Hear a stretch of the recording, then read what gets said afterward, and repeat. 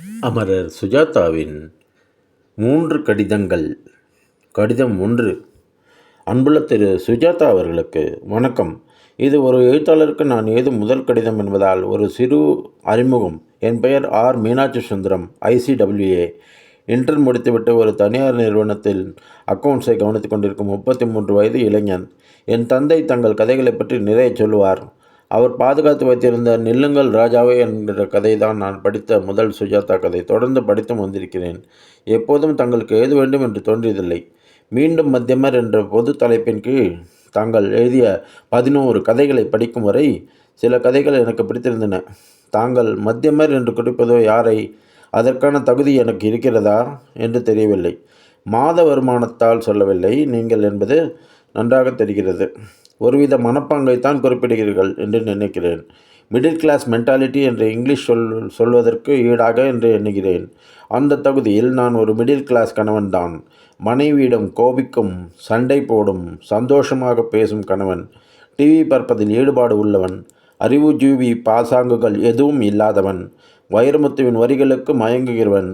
பட்டுப்புடவை, பாத்திரம், Saubhagya wet grinder போட்டிகளில் கலந்து கொள்வேன். நான் இறந்து போனால் என் சரித்திரமும் எனக்கு இடம் கொடுக்காது. அப்படிப்பட்டவன் தானே உங்கள் மத்தியமன்? ஆனால் நான் சரித்திரத்தில் இடம்பெறுமாறு ஒரு காரியம் செய்துவிட்டேன். அதை உங்களிடம் சொல்லி எனக்கு உரிய இடத்தை எடுத்துக்கொள்ளவே, ஏன் பிடுங்கிக் கொள்ளவே இந்த கடிதம்.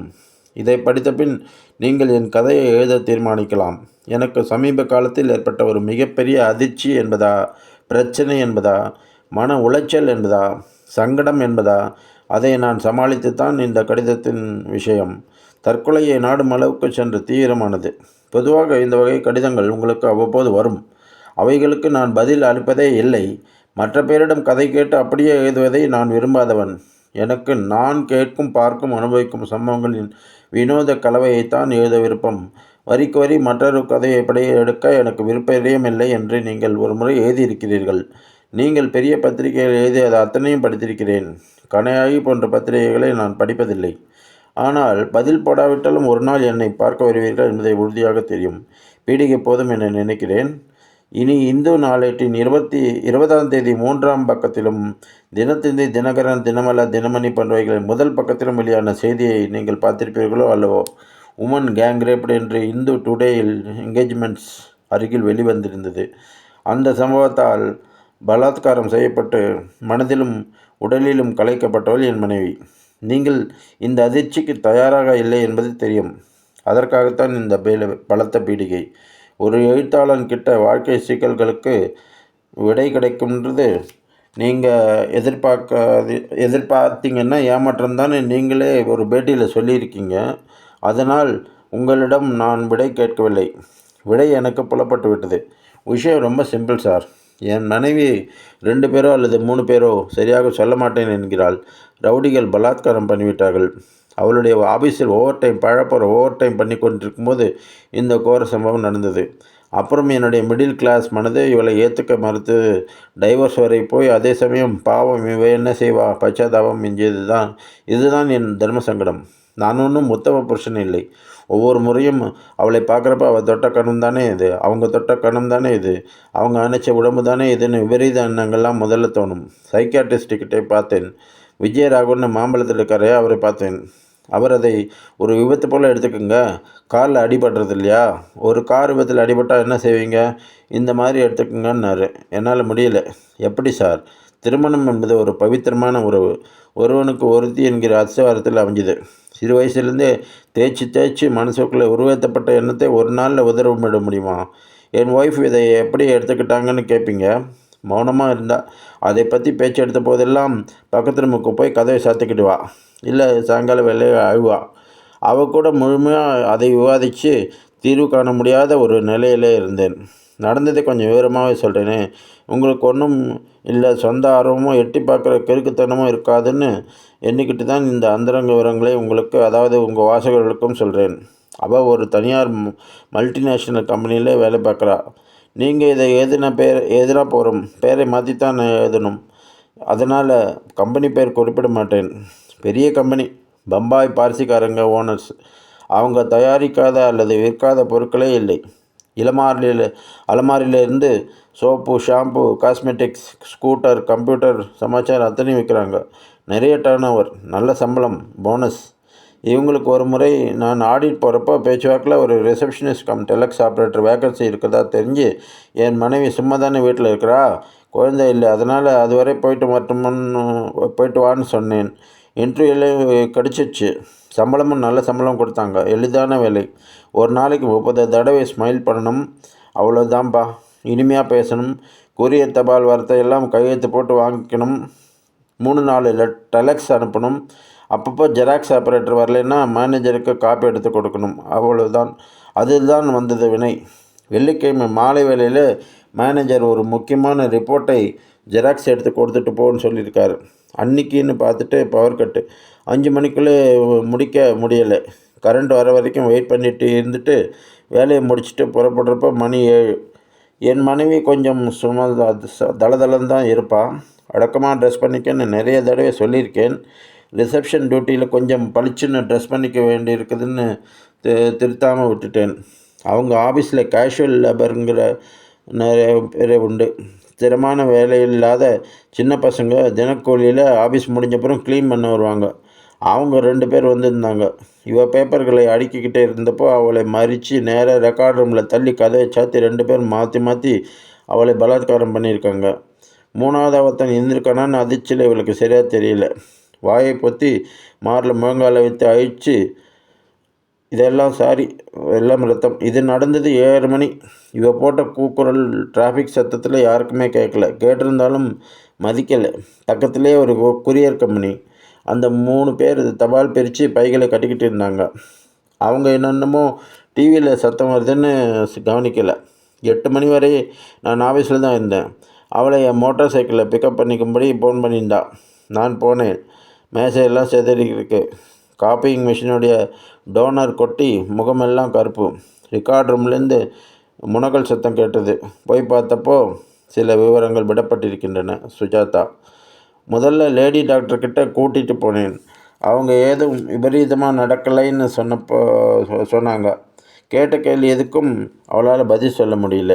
அந்த டாக்டர் ரொம்ப கோச்சிக்கிட்டாங்க. பாதுகாப்பு இல்லாமல் அவளை ஓவர் டைம் பண்ண சொன்ன மேனேஜருக்கு ஃபோன் போட்டு கூப்பிட்டாங்க. எனக்கும் என்ன செய்கிறது, இந்த மாதிரி சம்பவத்தை அப்படி அணுகிறதுன்னு யோசனையே இல்லை. பிரமிப்பில் தான் இருந்தேன். மனசில் இனிமே என்னங்கிற கேள்வி தான் பெருசாக விசுரூபம் எடுத்தது. அவங்க வந்து என்ன இவ்வளோ தான் சொல்கிறா. நந்தகுமார் மேனேஜர் ரொம்ப வருத்தப்பட்டார். உடனே போலீஸ் கம்ப்ளைண்ட் கொடுத்தார். இதுக்கு பப்ளிசிட்டி இல்லாமல் பார்த்துக்கிறேன்னு சொன்னார். ஆனால் நடந்தது வேறு. உலகத்தில் இருக்கிற அத்தனை பத்திரிக்கைக்காரங்களும் வந்துட்டாங்க. எங்கேயோ அவங்களுக்கு மூக்கில் வைக்கிறது. இந்த மாதிரி சம்பவங்கள் எல்லாம் அவங்களுக்கு அல்வா சாப்பிட்ட மாதிரி.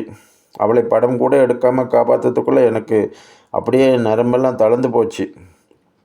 ஒருத்தன் கேமராவை பிடுங்கி பிலிமை பிச்சு போட்டுட்டேன். இவங்களுக்கெல்லாம் சம்பவத்தின் பரபரப்பு தான் முக்கியமே தவிர அதில் இருந்த பரிதாபமோ, அதனால் எங்களுக்கு வாழ்க்கையில் ஏற்படுற எத்தனை சிதறி போவது, ஒடிஞ்சு போன வாழ்க்கையை நாங்கள் எப்படி பொறுக்கி ஒட்ட போகிறோன்றதெல்லாம் பற்றி அவங்களுக்கு கவலையே இல்லை. பெருசாக ஹெட்லைன் நியூஸ் போட்டுட்டாங்க. என்னால் முதல்ல செய்ய முடிஞ்சது கோத்தகிரியில் அவள் அத்தை வீடு. அங்கே போய் லீவ் எடுத்துக்கிட்டு பரபரப்பு அடங்கியதும் வந்தோம். அந்த பையங்களை கண்டுபிடிச்சிட்டாங்க. என் மனைவியை அடையாளம் காட்ட சொன்னாங்க. நீங்கள் இருள் வரும் நேரன்ற ஒரு கதையில் எழுதின மாதிரி எந்த வக்கீலும் எங்களை தொந்தரவு செய்யலை.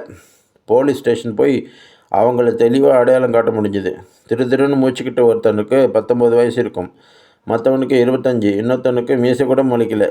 அவங்களுடைய அப்பா அம்மா நல்லா தாங்க வளர்த்தோன்னு அங்கலாய்த்தது எல்லாம் எனக்கு தற்காலிகமான ஆரவாரங்கள் தான். இந்த சம்பவத்தின் பின்னால் என் மனைவிக்கும் எனக்கும் என்ன உறவு தொடர்வதுங்கிறது தான் பெரிய பிரச்சனை இருந்தது. நடந்ததுக்கு யாரை குற்றம் சொல்கிறது? விதியையா? சமூகத்தையா? எப்படியும் என் மனைவியை குற்றம் சொல்ல முடியவில்லை. இருந்தும் தனி ரூமில் படுத்துக்க விரும்பினேன். அவள் மனசை அது என்ன பாடுபடுத்த தெரியாமல் கேனத்தனமாக நடந்துட்டேன். ஆண் என்கிற ஈகோ காயம் பட்டுவிட்டது. எதுக்கெடுத்தாலும் அவன் மேலே எரிஞ்சு விழுந்தேன். பார்த்தா வத்தக்குச்சி மாதிரி இருந்திருக்கான். மண்டையில் ஒரு பேப்பர் வெயிட்டியாவது எடுத்து போடுறது, இல்லை பேப்பர் கத்தியை எடுத்து குத்த வேண்டியது தானே. பேன்னு பார்த்துக்கிட்டு இருந்தியா என்று இப்படியெல்லாம் அவர்கிட்ட பேச ஆரம்பிச்சிட்டேன். லேடி டாக்டர் இசகு பிசகா எதுவும் நடக்கலை, சேதம் இல்லை, முழங்கால கொஞ்சம் சிராய்ப்பு, அரைகுறையாக முயற்சி பண்ணியிருக்காங்க, ஆளரம் கேட்டு ஓடி போயிட்டாங்கன்னு சொன்னாலும் உடல் காயத்தை விட மனக்காயம்தான் அதிகம். துவங்கினதே என் உள்மன போராட்டம். அவளுக்கு ஆறுதல் சொல்கிறதுக்கு பதிலாக அவளை எப்படி அணுகிற போதும் நான் அவளை பற்றி பார்க்குற பார்வை வேறு மாதிரி ஆகிடுச்சு. ஒரு மனுஷன் அவளை டீஸ் பண்ணக்கூடாது, ஆதரவாக ஆறுதலாக ஏதாவது பேசுன்னு சொன்னாலும் மற்றொரு நெருப்பு மனசு சந்தர்ப்பம் கிடைச்ச போதெல்லாம் அவளை சீண்டிக்கிட்டே இருந்துச்சு. அவளுக்கே ஒரு நாள் தாங்காமல், ஆமாம் நான் கலங்கப்பட்டுட்டேன், என்னை பிடிக்கலன்னு தள்ளி வச்சுடுங்க, நான் கோத்தகிரிக்கு போகிறேன் எங்கேயாவது என்று சொல்லி புறப்பட்டு போயிட்டா. தனிமையில் இருக்கிறப்போ மனோகர்னு ஒருத்தரை சந்தித்தேன். நிறைய படித்தவர். அவர் கீதை படிக்க சொன்னார். உங்கள் எப்போதுமே பெண் என்ற நாவலை படிச்சுட்டேன். அதில் சொல்லியிருக்கிற ஒரு கருத்து எனக்கு பாதிச்சுது.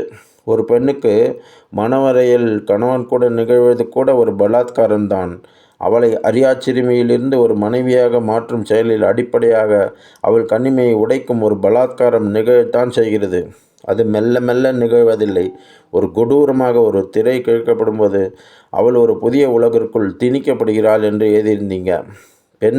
பெண்மை என்பதன் மேல் எனக்கு ஒரு பச்சாதாபம் ஏற்பட்டது. கீதையில் பல விஷயங்கள் எனக்கு புரியவே இல்லை.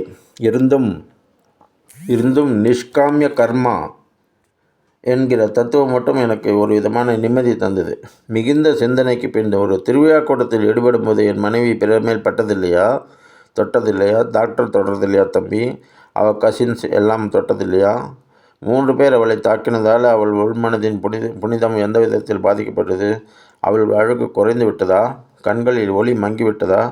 சிக்கலான சமூக அமைப்பில் நகர வாழ்க்கைக்கும் நெருக்கடிக்கும் ஏழ்மைக்கும் கொடுக்கும் விலை இது. சம்பவம் ஒன்று திரும்ப நிகழாமல் பாதுகாக்க வேண்டும், அவ்வளவுதான். அதனால் அவளுடன் கழித்த அத்தனை இன்பமான வேலைகளை மொத்தமாக ஒதுக்கிவிட்டு என்னை நானே வருத்தி கொள்வது விவேகமில்லை, அறியாமை என்று அவளை கோத்தகிரி போய் திரும்ப அழைத்து ஒரு நீண்ட மௌன நடைக்கு அப்புறம், போனால் போகிறது, இனிமேல் நான் அதை பற்றி பேசவே மாட்டேன், என் தாய்மேல் ஆணை என்று பெரிதாக சொன்னேன். என்னை மன்னிச்சிடுங்க என்றாள். வைத்தியமே, மன்னிக்க வேண்டியது நீ, நான் தான் கிறுக்குத்தனமாக நடந்துக்கிட்டேன் என்றேன். என் மனைவிக்கு நிகழ்ந்தது களங்கமல்ல, ஒரு விபத்து என்ற ஞானோதயம் வரும் வரை நான் ஒரு மத்தியமனாக இருந்தேன். இப்போது இதைத்தான் உங்களிடம் கேட்க தோன்றியது. கடிதம் 2. சென்னை 18/10/397. அன்புள்ள மீனாட்சி சுந்தரம், தங்கள் கடிதம் கிடைத்தது. நிச்சயமாக தாங்கள் செய்த காரியம், தங்கள் மனைவிக்கு நேர்ந்த விபத்தை பற்றி தங்களுக்கு ஏற்பட்ட விவேகம் தங்களை மத்தியமர் அல்ல உத்தமர் என்றே காட்டுகிறது. எல்லா சாதாரண மனிதர்களிடமும் சில அசாதாரண குணங்கள் எதிர்பாராமல் வெளிப்படுவதை நான் அறிவேன். அவைகளை சிறைப்பிடித்து எழுதுவதே ஒரு எழுத்தாளரின் முக்கிய பணி என்றே கருதுகிறேன். உங்கள் கடிதம் அந்த பணியை மிகவும் எளிதாகிவிட்டது. தாங்கள் கடிதத்தை அப்படியே ஒரு காட்டமான வரிகள் மட்டும் நீக்கிவிட்டு பிரசுரிக்க விரும்புகிறேன்.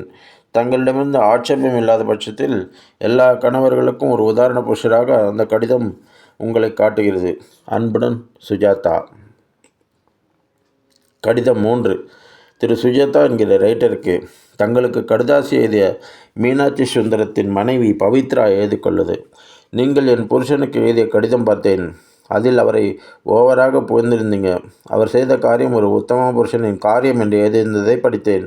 அந்த கடிதாசை பிரசுரம் பண்ண மற்ற புருஷர்களுக்கு அது வழிகாட்டியாக இருக்கும்னு எழுதியிருந்தீங்க. மன்னிக்கவும், எனக்கு தமிழ் அத்தனை தெளிவாக வராது. முதல் 8 கிளாஸ் நான் கன்னடத்தில் தான் படித்தேன், அப்புறம் தான் தமிழ். அத்தனை அழகாக எழுத வராது. அவர் நல்லா எழுதுவார். என் புருஷன் உங்களுக்கு என்ன எழுதினாரோ தெரியவில்லை. உங்கள் கடிதம் அகஸ்மாத்தாக அவர் ஜேபில் இருந்ததை படிக்க நேர்ந்தது. அவருடைய கடிதாசியை பிரசுரம் பண்ணும் பட்சத்தில் என்னுடைய இந்த கடிதாசியையும் பிரசுரம் பண்ண வேண்டும். அதுவே என் தாழ்மையான வேண்டுகோள். எனக்கு நடந்தது விபத்து என்று என்னென்னவோ எழுதியிருக்கிறீர்கள். அவர் என்ன எழுதினாரோ தெரியாது. நடந்தது இதுதான். நான் வெள்ளிக்கிழமை ஆஃபீஸில் ஓட்டி பண்ணும்போது 2 பேர் என்னை ரேப் பண்ண பார்த்தாங்க. நான் அவர்களை ஆஃபீஸ் குப்பை தொட்டியை எடுத்து கவிழ்த்து அடித்து கூலரில் போட்டுட்டேன். அவர்கள் என் சொக்காயை ப்ளவுஸை கிழிச்ச முயற்சி பண்ணாங்க. பக்கத்தில் இருந்த கூரியர் கம்பெனிக்காரங்க வந்து சத்தம் கேட்டு ஓடி வந்து அவங்கள ஒருத்தனை பிடிச்சிட்டாங்க. மற்றவன் ஓடி போயிட்டான். நான் சுதாரித்து கொண்டு ஒரு டம்ளர் தண்ணி குடிச்சிட்டு என் புருஷனுக்கு ஃபோன் போட்டு வர வைத்தேன். அவர் வந்ததும் வானத்துக்கும் பூமிக்கும் எகினார். கூப்பிடு மேனேஜரை, லேடி டாக்டர்கிட்ட காட்டணும், போலீஸ் கம்ப்ளைண்ட் கொடுக்கணும் என்றெல்லாம் பெருசாக சத்தம் போட்டார். அந்த ராத்திரியிலே எல்லா ப்ரெஸ்காரனையும் கூப்பிட்டுட்டார். ஃபோட்டோ எல்லாம் எடுக்க விட்டுட்டார். ஒன்றுமே விபரீதமாக நடக்கலைன்னு சொன்னாலும் அவர் கேட்கல. எங்கெல்லாம் தொட்டான், என்னவெல்லாம் செஞ்சான் என்று அசிங்கமாக எல்லார் முன்னிலையும் கேள்வி கேட்டார். மேனேஜர் நந்தகுமார் வந்ததும் பெருசாக சண்டை போட்டார். எனக்கு அப்போது தான் சந்தேகம் வந்தது. ஒருவேளை இது எல்லாமே அவர் சூழ்ச்சியாக இருக்குமோ என்று கூட தோணிடுச்சு. அவ்வளவு வெறுப்பேற்றினார். ஒரு முறை கோபத்தில் கேட்க கூட கேட்டுட்டேன். என்னை டிவோர்ஸ் பண்ணணும்னு குதிச்சார். ஏதோ மறு கல்யாணத்துக்கு அடி போடுறாருன்னு நான் ஏதும் பேசாமல் கோத்தகிரிக்கு எங்கள் அத்தை வீட்டுக்கு போயிட்டேன். சின்ன விஷயத்தை போய் இவர் பெருத்துப்படுத்துகிறாரே என்று எனக்கு புரியலை. அப்புறம் திடீர்னு ஒரு நாள் கோத்தகிரிக்கு வந்துட்டார். வந்து என்னை மன்னிச்சிடு, நான் செய்தது பூர்த்தி எல்லாமே தப்பு, உனக்கு நேர்ந்தது ஒரு விபத்து, அதற்கான மனப்போக்கம் எனக்கு இதுவரை வரவில்லை. சுஜாதா புக்ஸ் படித்தேன், அப்புறம் தான் மனசை தெரிஞ்சிட்டேன். என்னென்னவோ ஏதோ சமாதானம் சொல்லி வீட்டுக்கு பிடிவாதமாக கூட்டிகிட்டு வந்து இனிமேல் அந்த பேச்சை எடுக்க மாட்டேன்னு கையில் அடித்து அம்மா படத்து மேலே சத்தியம் பண்ணி சொன்னார். மெட்ராஸ் திரும்பினதும் தான் அவருடைய மனசு மாறினதுக்கு காரணம் புரிஞ்சுது. எங்கள் ஆஃபீஸ் மேனேஜர் நந்தகுமார் ரொம்ப நல்லவர். அவர் எனது மன வருத்தத்துக்கு நெகிழ்ந்து போய் மேலிடத்துக்கு சிபாரிசு பண்ணி பெருசாக லெட்டர் போட்டு 7 லட்ச ரூபாய் ex gratia payment for the mental அக்னி என்று காம்பன்சேஷன் சாங்ஷன் வாங்கி எங்கள் எம்டி ஆதித்யா தஸ்தூர் கையெழுத்து போட்டு அருமையான ஒரு லெட்டரும் என் பேருக்கு செக்கும் வந்தது. அதுதான் அவர் மனமாற்றத்துக்கு காரணம். ஆகவே அவருடைய லெட்டரை போடுவதாக இருந்தால் என்னுடைய இந்த லெட்டரையும் போடுமாறு கேட்டுக்கொள்கிறேன்.